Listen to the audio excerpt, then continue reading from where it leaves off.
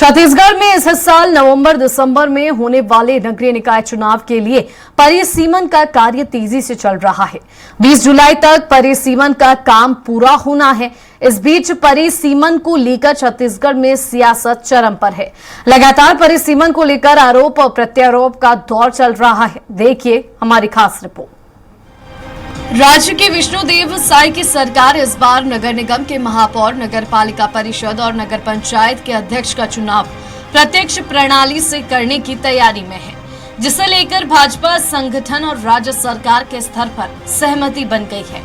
Bharatiya Janata party विधानसभा के monsoon सत्र में इस पर विधेयक लाने की तैयारी में है। प्रदेश में परिसीमन को लेकर इन दोनों दलों के बीच सियासत तेज है। दोनों ही राजनीतिक पार्टियां एक दूसरे पर आरोप प्रत्यारोप लगा रही है। बता दें कि साल 2019 के नगर निगम चुनाव से पहले कांग्रेस सरकार ने प्रदेश में वार्डों का परिसीमन कराया। इसके बाद हुए चुनाव में राजधानी में कांग्रेस के 34 और भाजपा के 29 पार्षद चुनकर आए। परिसीमन से पहले 2014 के चुनाव में भाजपा के 36 और कांग्रेस के 31 पार्षद जीते थे। उस समय महापौर के लिए सीधा चुनाव हुआ है और प्रमोद दुबे जीते थे। कांग्रेस महापौर को उस दौरान सामान्य सभा में कोई भी प्रस्ताव पास कराने के लिए भाजपा पार्षदों के समर्थन की जरूरत पड़ती थी। विशेषज्ञों का कहना है कि परिसीमन का उद्देश्य भले ही वार्डों में जनसंख्या को समान करना है, लेकिन इसका फायदा परिसीमन कराने वाले राजनीतिक दल को मिलता है। लेकिन अब बीजेपी का कहना है कि निकायों के परिसीमन की कार्यवाहियां हो रही है और आपत्ति दावा का भी समय दिया जाएगा। जिन्हें जो आपत्ति है वहां पर रखेंगे, तब परिसीमन का काम होगा। कांग्रेस का हर बात पर प्रश्न चिन्ह उठाना वाजिब नहीं है। जब कांग्रेस की सरकार थी तब कांग्रेस ने वार्डों का जोड़ तोड़ किया था, लेकिन हम नियमानुसार परिसीमन कर रहे हैं। नियमानुसार परिसीमन की कार्यवाहियां हो रही है और आपत्ति दावा का भी समय दिया जाएगा।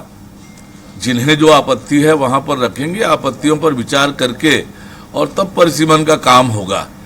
हर बात पे प्रश्न चिन्ह उठाना ये वाजिब नहीं है और छत्तीसगढ़ के लोगों ने देखा है कि उनकी सरकार थी तब किस तरह से उन्होंने परिसीमन किया था, अपने हिसाब से वार्डों का जोड़ तोड़ किया था। लेकिन हम नियमानुसार परिसीमन कर रहे हैं। जो भी आपत्ति दावा आएगी सब पर विचार करके वार्डों का परिसीमन किया जाएगा। वार्डों के परिसीमन को लेकर कांग्रेस के संचार प्रमुख सुशील आनंद शुक्ला का कहना है कि नियमानुसार परिसीमन नहीं हो सकता।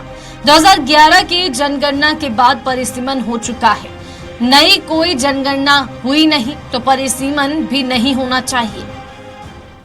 देखिए, नियमानुसार के परिसीमन कर ही नहीं सकते। नियमानुसार परमिशन पर किस हिसाब से परिसीमन करेंगे आप? 2011 की जनगणना के बाद परिसीमन हो चुका है, नई कोई जनगणना हुई नहीं तो आप परिसीमन क्यों कर रहे हैं? किस हिसाब से कर रहे हैं? वर्तमान में जो वार्डों का परिसीमन हुआ है आपकी पूर्ववर्ती सरकार के समय हुआ था। भूपेश सरकार ने कुछ किया ही नहीं था। बहरहाल 20 जुलाई तक परिसीमन का कार्य पूरा हो जाएगा।